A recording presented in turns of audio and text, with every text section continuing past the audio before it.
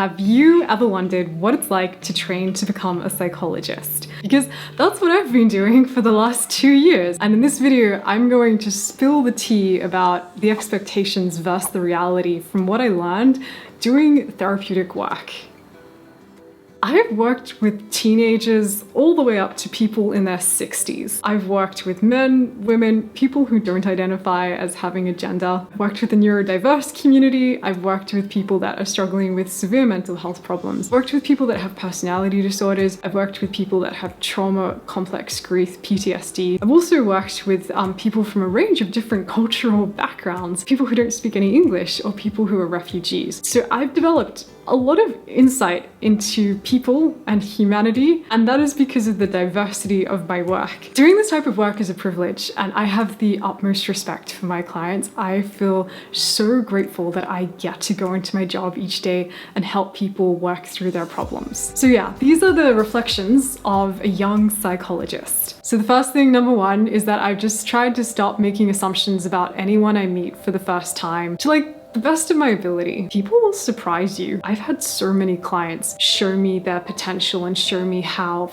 far they can go, and also show me what they're going through, things I wasn't anticipating or expecting, and how resilient they've been. One of the cool things about this in my job is that I try and translate it into my everyday life. To some extent, it's a natural thing that our brain does. When we meet someone for the first time, our brain categorizes information about that person. It stereotypes people. So I'm always trying to catch myself on that, and I think that's what therapy has helped me do, working as a therapist. It's helped me just kind of question those automatic processes going on in my head a little bit better. I don't write people off as quickly. Okay, this one is a really cool one. The second thing that I've learned is that talking to people isn't as exhausting as I thought it would be. Whenever someone talks to me, they always think I'm an extrovert. It's a lie. I am extremely introverted. I really need a lot of space and time for myself to recharge my batteries. I love people though. I love talking to people. It's like this cruel twist of fate. I love it, but it wears me out really quickly. So I was really scared about this aspect of my personality going into this type of work. I was kind of unsure if I could actually take it on. And one of the things that pleasantly surprised me is that, yes, it is a bit tiring talking to 5 or 6 people every single day, 5 days a week. However, the conversation that I have is usually so enriching and it goes deep really quickly. And I like using my skill sets like problem solving and empathizing and connecting with someone. I really enjoy that. To me, that's kind of better and more fun than a job that is more computer-based. I've worked in other industries before, and I just remember that sometimes I would come out of it doing something on Excel for hours, just feeling mentally fatigued. Whereas with this type of work, I love learning new things every day about people and humans and how we operate. I love helping people. I love seeing people develop. It's really cool and rewarding. So there's just so much that comes with this type of work that I think outweighs the typical tiredness you get from a job, but it's not unmanageable, and this is coming from a massive introvert. So I would say to anyone who is really introverted, don't let that hold you back if you think you'd like this job. The other thing I wanted to say on this is that psychologists get their own office. So when I need downtime from my colleagues, I just shut the door and I can have a little bit of chill time to myself, which you might not get in a more corporate environment where you're hotspotting or whatever. At least as a psychologist, I get my own space, and that is so good. Number 3, it's a little bit tricky to explain this one, but basically I feel like I'm living in the gray more. Life is less black and white. And the only way I can describe it is that basically in my job, day in, day out, I am empathizing with people. I'm trying to understand the world from their perspective. I've sort of trained this muscle in my brain, this part of my brain, so that when I'm talking to people in my everyday life, I'm less likely, I think, to get kind of, reactive towards them. I'm more likely to hear them out and listen and kind of be curious, like genuine curiosity and a bit of compassion as well to myself and to them. Just because we don't see things in the same way doesn't mean we can't still have a conversation. Yeah, don't get me wrong, it's not like that all the time, but I feel like doing this kind of work has definitely facilitated that being more a part of my everyday experiences outside of my job. There are definitely things that I find challenging about working as a psychologist, and I don't often talk about it because it's not a big deal, but it can be kind of draining and kind of hard. The reality is that at the end of the day, after I've seen 5, maybe 6 clients, I've got to do a lot of admin.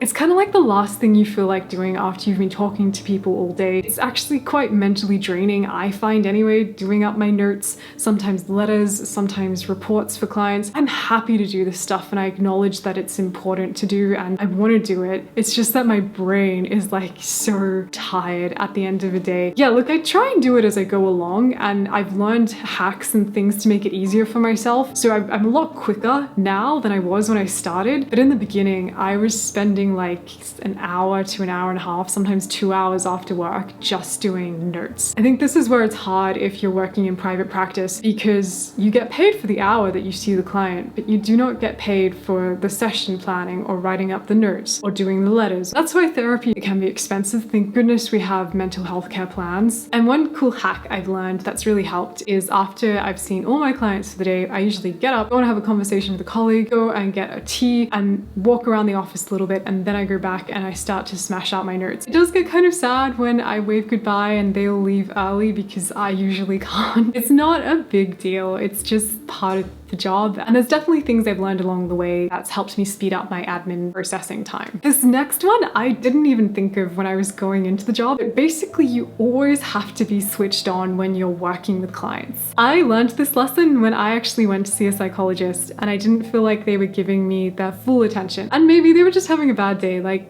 fair enough. We're not perfect beings, but we have to try to the best of our abilities to be really switched on, really actively listening to our clients. Clients are coming in to tell you really personal things about their life. Going to therapy for the client is not easy. It's difficult. And I have a lot of respect for that. Trying to be fully switched on, trying to not only mentally, but also with how I look and actively listening. It's just so important for that therapeutic alliance to stay strong. So yeah, that's why self-care is so important to this job. It's why everyone talks about it, which segues into a point I want to quickly make for the psych community that is a problem in this field. When you're training to become fully registered, you're either working a fairly low paying job or you're doing it for free as an internship. On top of that, you're also studying. You don't have a lot of time for self-care. You've got very little. That is something that is so challenging that I think we need to continue opening the dialogue up about. It does make this job a little bit off-putting. Okay, so moving on. I have learned from doing this job that you do not need to be someone's problem solver. In the early days, I just wanted to help everyone, and I felt like I wasn't doing a good job if people were not progressing. And I kind of internalized this. I've come to realize from doing therapy for 2 years now, not all of your clients are going to make progress. That's okay. Sometimes clients are going to want to come in and use the space just to talk. Sometimes having someone that they can connect to is inherently therapeutic in itself. So in the first few sessions with a client, I try and really listen to what they're saying and what they want, whether they explicitly tell me or whether I can pick up on some of the signals and cues from how they think and how they feel and how they operate. Like someone who's very logical and who's a problem solver, they might want a lot of information from me. Whereas someone who's quite feeling and quite emotional, they might want me to sit there with those feelings with them. So you adapt your approach to clients, and it's not always about trying to fix everything. Often just showing up and validating experiences and listening are really important parts of the roles that I think can sometimes be overlooked, especially when we just want to change a client's life or help them get to where they want to be. Change comes down to the client. Change comes in waves. Change is not a linear process. It doesn't necessarily reflect on our work, and often listening to people and really trying to understand what their life is like is a very helpful thing to do. All right, final thing, to some extent, you do become attached to your work, and not necessarily in like an unhealthy way. That's not what I mean by it, but basically I am less inclined to go on a 2-month holiday overseas. I am less inclined to move different cities every couple of years. I am more inclined to stay settled where I am for a good chunk of time to do the work I want to do with clients. Thankfully, I was aware of this when I went into the profession because my mom is a clinical psychologist and I saw what she went through. So when I was in my early to mid 20s, I prioritized things like travel and going overseas and having those experiences because I really wanted that for my life. I wanted to learn what different cultures were like. I wanted to learn what getting out of my comfort zone was like. I wanted to do those things. I also wanted to have fun. I funded that all myself, and best thing I ever did. That's really helped with where I am at today because I can't go off and travel as much as I used to, even though I love doing it. It's not something I would do because say I've got a new client that comes in for therapy. If I say to them, hey, by the way, I'm gonna be away for a couple of months. I know we just started working together, but we can pick up where we left off when I get back. They might not want to keep seeing you if you say that to them. Fair enough. It's not to say that psychologists can't travel and that they shouldn't. It's just that you have to be mindful of that. Your work comes with responsibility, and you are attached to a location, you're attached to your client work, to the people that you're helping. You can't get up and skedaddle quickly. You've got to give people a heads up, especially if you're working with people that are going through really severe, complex mental health problems. So my advice to psychology students is to take breaks with your study, make time for experiences. If you want to travel, go and do it. Go and live overseas if you can. Go and try and see more of the world, get more experiences. It really helps with this type of work, so go and do it. And then when the time does come to work as a provisional psych or registered psychologist, plan to stay in that place for a few years. And also keep in mind, a lot is changing in the field of psychology. Now we have access to telehealth. This is much more accepted. So it means you could potentially travel around Australia while doing telehealth sessions with clients. There's also more scope to work overseas as long as you can get your registration in that country, which can take time and effort and work. But ultimately, it's worth it. I love working as a psychologist. I feel so grateful